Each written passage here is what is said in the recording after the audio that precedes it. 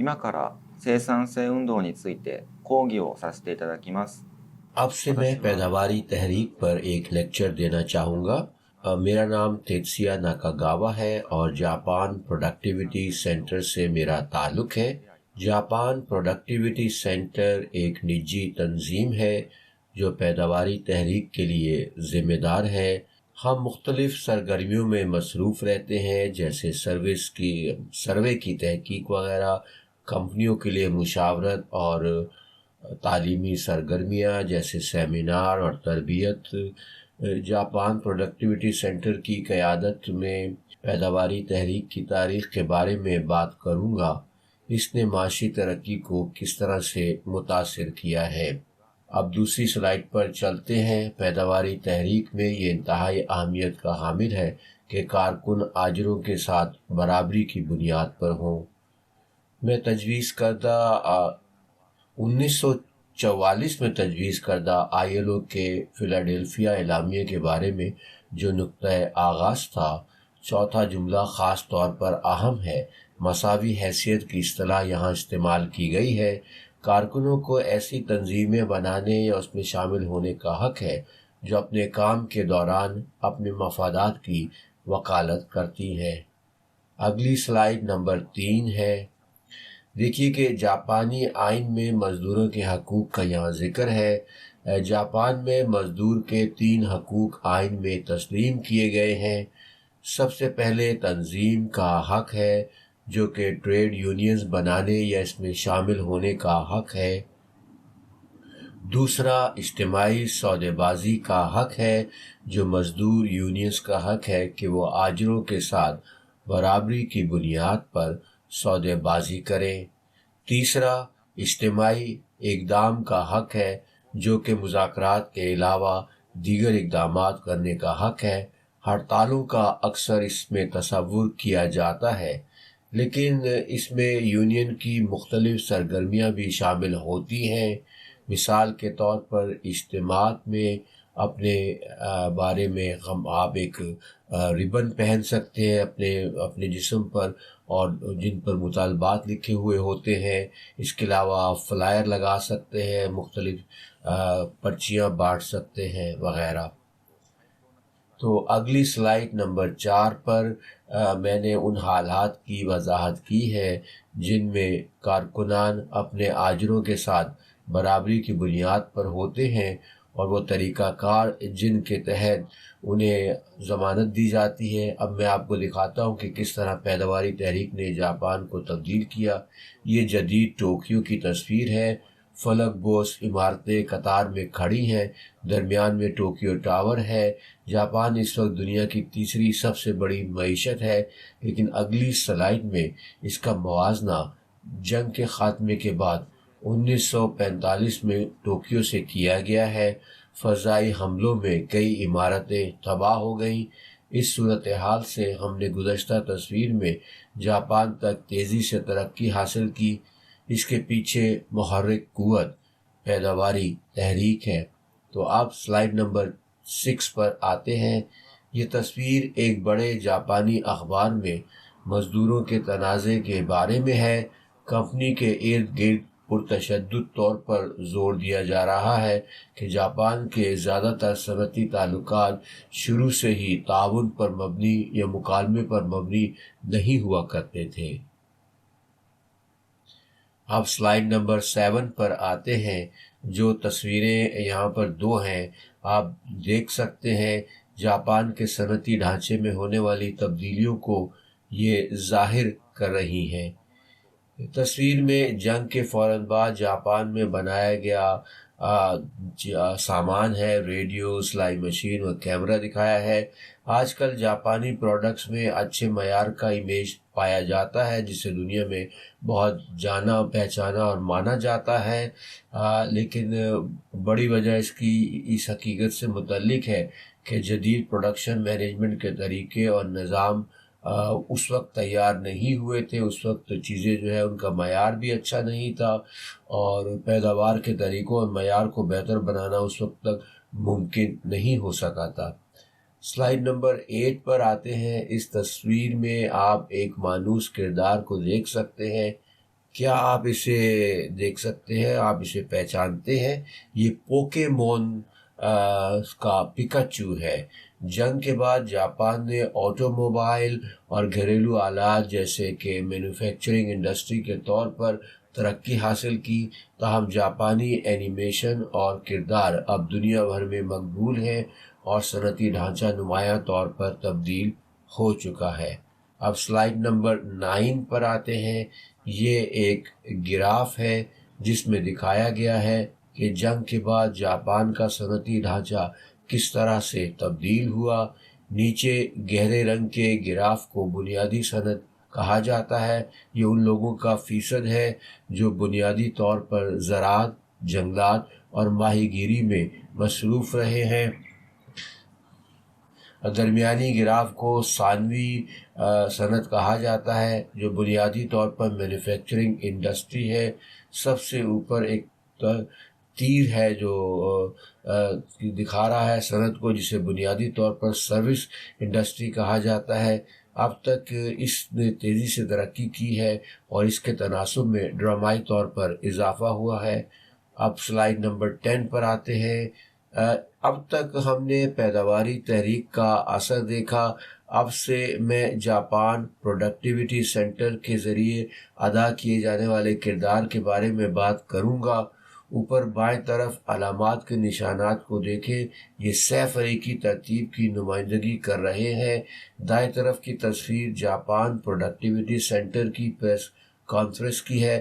دائیں جانب سے اگر آپ دیکھیں تو یہ نیشنل سینٹر فار جاپان کے صدر ہیں، درمیان میں جاپان پروڈکٹیوٹی سینٹر کے صدر ہیں اور بائیں جانب سے ٹوکیو یونیورسٹی کے صدر ہیں۔ اس طرح پیداواری تحریک 3 فریقوں پر مشتمل ہے: کاروباری دنیا، مزدوروں کی دنیا اور ماہرین تعلیم کی دنیا۔ اس کے علاوہ پیداواری تحریک کا مکمل آغاز 1955 میں ہوا۔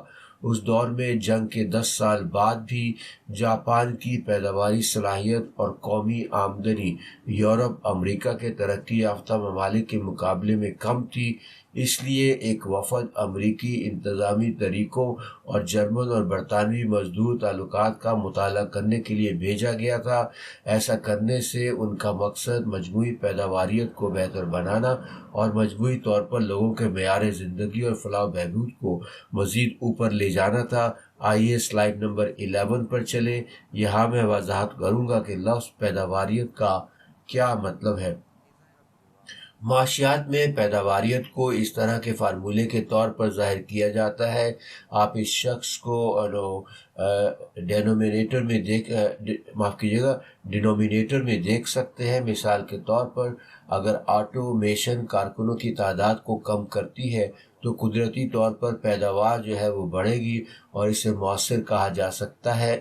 میں نے پہلے ذکر کیا تھا کہ کلیدی لفظ اضافی قدر ہے، لیکن جس چیز پر ہم جاپان پروڈکٹیوٹی سینٹر میں توجہ مرکوز کرتے ہیں وہ کارکنوں کی تعداد کو کم کرنے پر نہیں ہے بلکہ پیداوار کو بڑھانے پر ہے، جو کہ عدد یہاں پر بتایا جا رہا ہے۔ اس کا مقصد ہی نئی قدر پیدا کر کے روزگار کو برقرار رکھنے والے معاشرے کو تقویت دینا ہے۔ اب سلائیڈ نمبر 12 پر آتے ہیں۔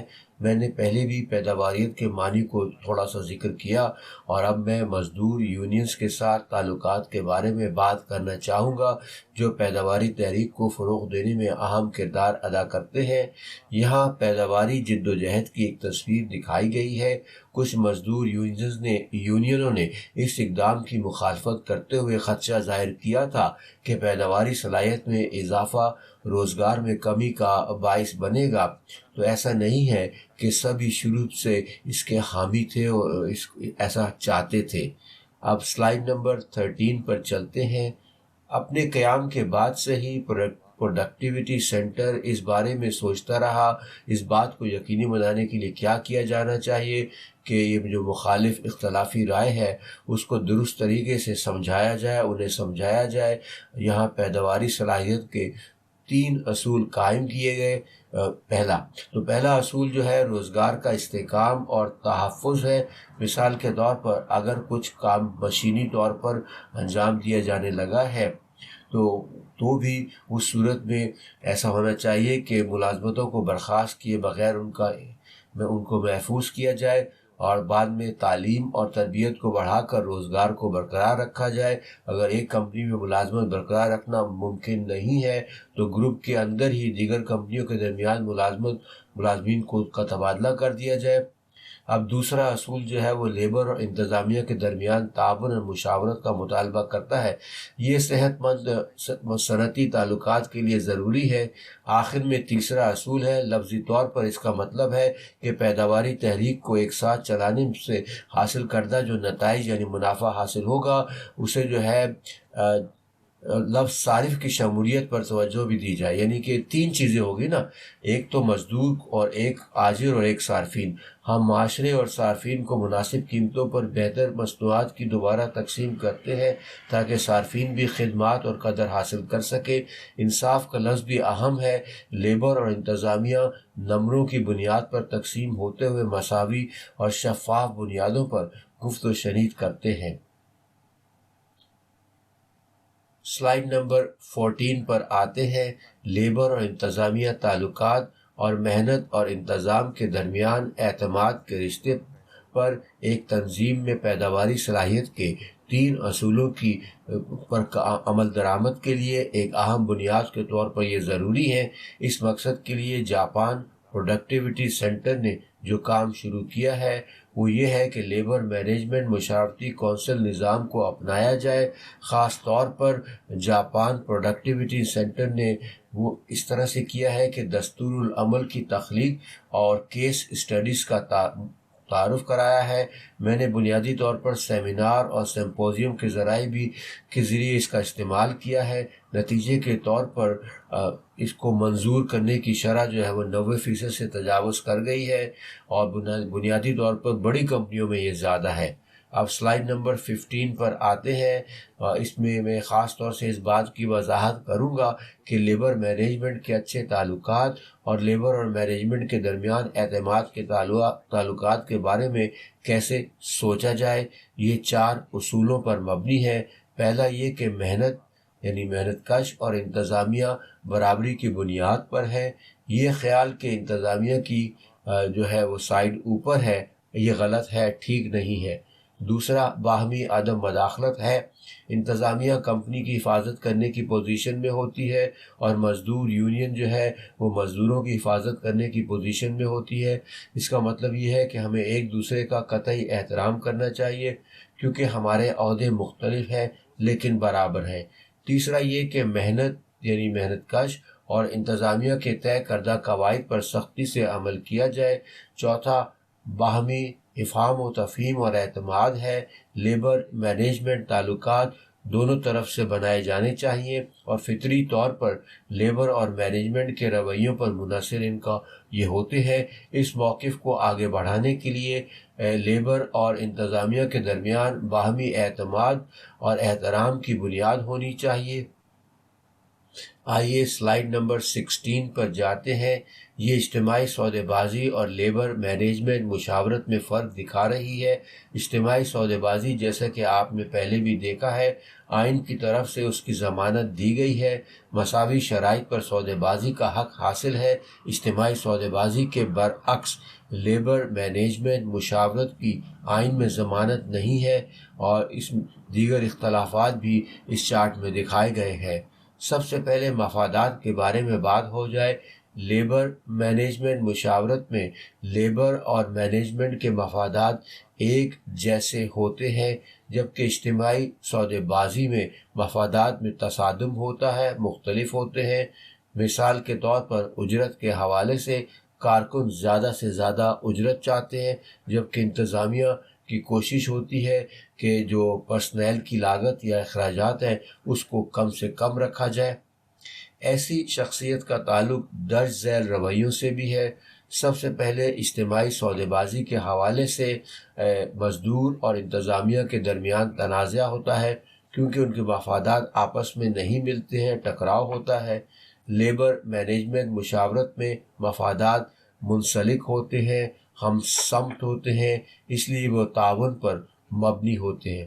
آئیے اب مقصد کے بارے میں بات ہو جائے۔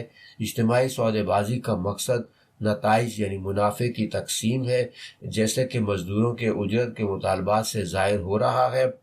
لیبر مینجمنٹ مشاورت کا مقصد پیداواریت کو بہتر بنانا ہے۔ جب مفادات ایک دوسرے سے منسلک ہوں گے، ہم سمت ہوں گے اور باہمی تعاون ممکن ہوگا۔ جب پیداواری صلاحیت کو بہتر بنانے کی بات آتی ہے تو ہم مختلف موضوعات پر گفت و شنید کرتے ہیں۔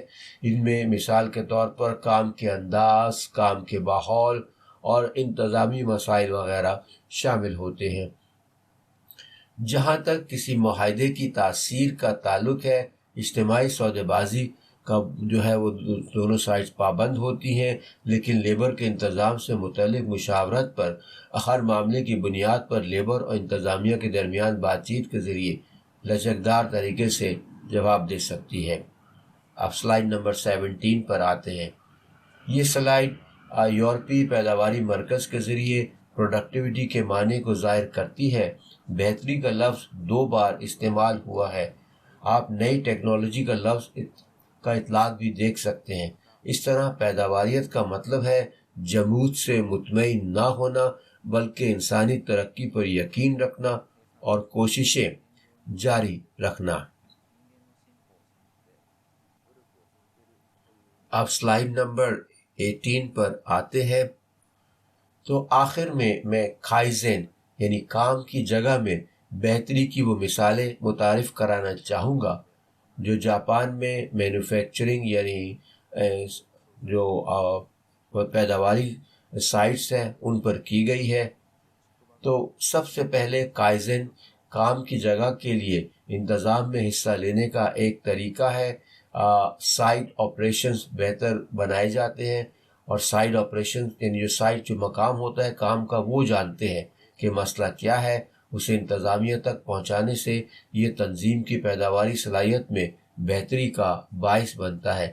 آئیے سلائیڈ نمبر 19 پر چلیں۔ کائزن کو کن اکائیوں میں لاگو کیا جانا چاہیے؟ اس میں افراد کے لیے کائزن کے ساتھ ساتھ ہر فیکٹری لائن اور کاروباری یونٹ کے لیے کائزن شامل ہے۔ مثال کے طور پر کائزن میں کام کی جگہ کی حفاظت کو یقینی بنانا بہت ضروری ہے۔ ایسا کرنے میں حفاظتی تربیت انفرادی مسائل سے بالاتر ہے۔ اسے لائنوں جیسے گروپوں میں کرنا بھی ضروری ہے۔ کائزن کا مطلب کام کی جگہ پر ہر لحاظ سے بہتری لانا ہے۔ اگلی سلائیڈ نمبر 20 ہے۔ یہ وہ نقطہ نظر ہیں جو اکثر کائزن میں استعمال ہوتے ہیں۔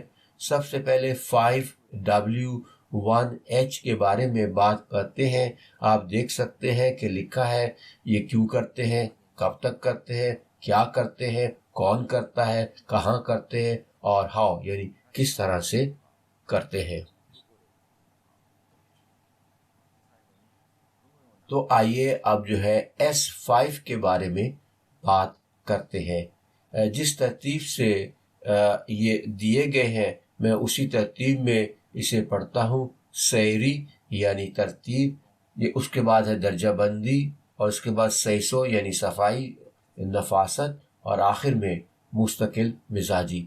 اس طرح خیال یہ ہے کہ کام کی جگہ کے ماحول پر غور کرتے ہوئے روزمرہ کے کاموں کو بہتر بنایا جائے۔ تو اب تک میں نے جاپان میں پیداواری تحریک کی تاریخ، الفاظ کے معنی، لیبر مینجمنٹ کے تعلقات کے ساتھ ان کا تعلق اور پیداواری صلاحیت کو بہتر بنانے کی کوششوں پر مخصوص مثالیں دیں۔ آپ کے تعاون کا بہت شکریہ۔ ありがとうございました。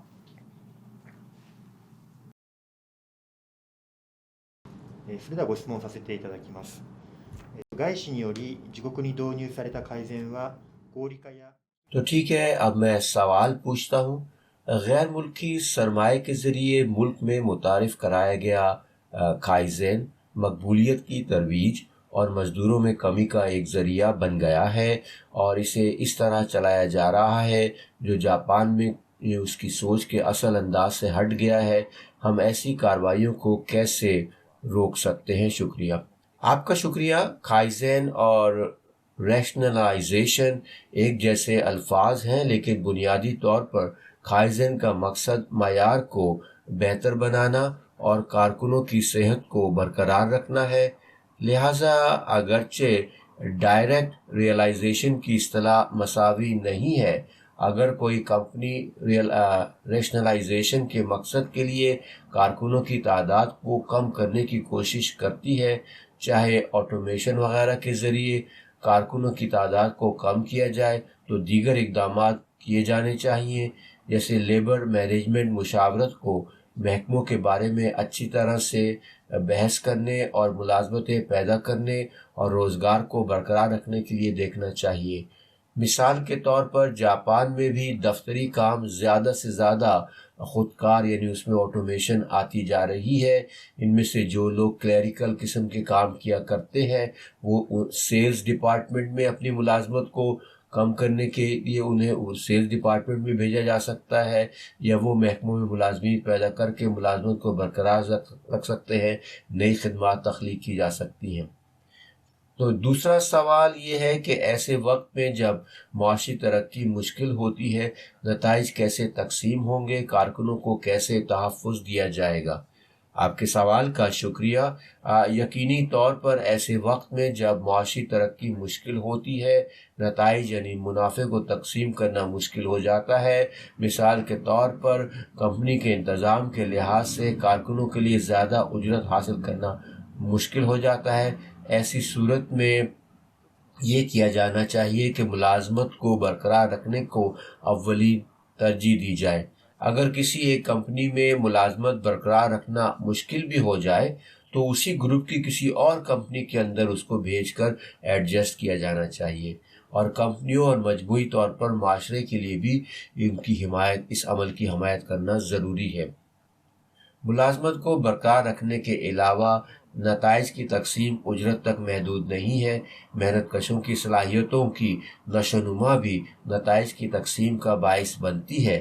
اس لیے مشکل وقت میں محنت کشوں کی مہارت یعنی ان کی سکلز کی نشوونما کے لیے سرمایہ کاری کر کے نئی اقتصادی ترقی کا مقصد بنانا بھی ضروری ہوتا ہے۔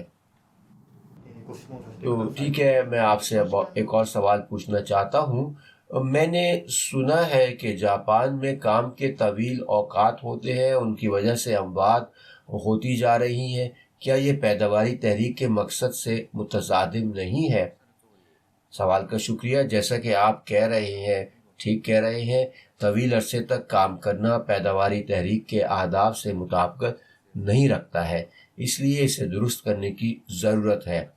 تو یہاں پہ ہم چاہیں گے کہ لیبر مینجمنٹ مشاورت کے دوران انتظامیہ کے ساتھ اتنے لمبے گھنٹوں پر اچھی طرح سے تبادلہ خیال کیا جائے۔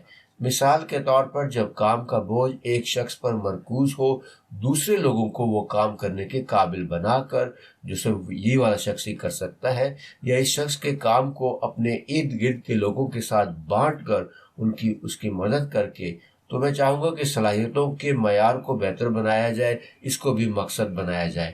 مزید برآں طویل کام کے اوقات کاروں کی ذہنی صحت کے مسائل سے گہرا تعلق رکھتے ہیں۔ مینٹل ہیلتھ ریسرچ انسٹیٹیوٹ کے قیام کے بعد سے جاپان پروڈکٹیوٹی سینٹر کا مقصد کارکنوں کی ذہنی صحت ہے۔ یہ نہ صرف کارکنوں کی جسمانی صحت کے بارے میں ہے بلکہ ان کی ذہنی صحت یعنی ان کی جو نفسیاتی صورتحال ہے اس کو بھی بہتر بنانے کا یہ مقصد رکھتا ہے۔ میں نے سنا ہے کہ جاپان میں غیر باقاعدہ کارکنوں کی تعداد بڑھ رہی ہے، تو کیا پیچھے رہ جانے والے خوشحال معاشرے میں شامل ہونے سے قاصر ہو گئے ہیں؟ تو اس سلسلے میں پیداواری تحریک کا ہدف کیا ہے؟ آپ کے سوال کا شکریہ۔ جیسا کہ آپ کہتے ہیں، جاپان میں غیر باقاعدہ کارکنوں کی تعداد میں سال بہ سال اضافہ ہوتا جا رہا ہے۔ تاہم 40% کے اعداد و شمار کے اندر بھی ایسے لوگوں کی بھی ایک خاصی بڑی تعداد موجود ہے جو غیر باقاعدہ کارکن ہی بننا چاہتے ہیں، یعنی وہ مستقل ملازمت نہیں چاہتے۔ لہذا تمام 40% غیر باقاعدہ کارکنان وہ نہیں ہیں جو ان کی مرضی کے خلاف انہیں ایسا بنا دیا گیا ہے۔ جاپان میں غیر باقاعدہ کارکنوں کے ساتھ سلوک کو بہتر بنانے کی کوششیں کی جا رہی ہیں۔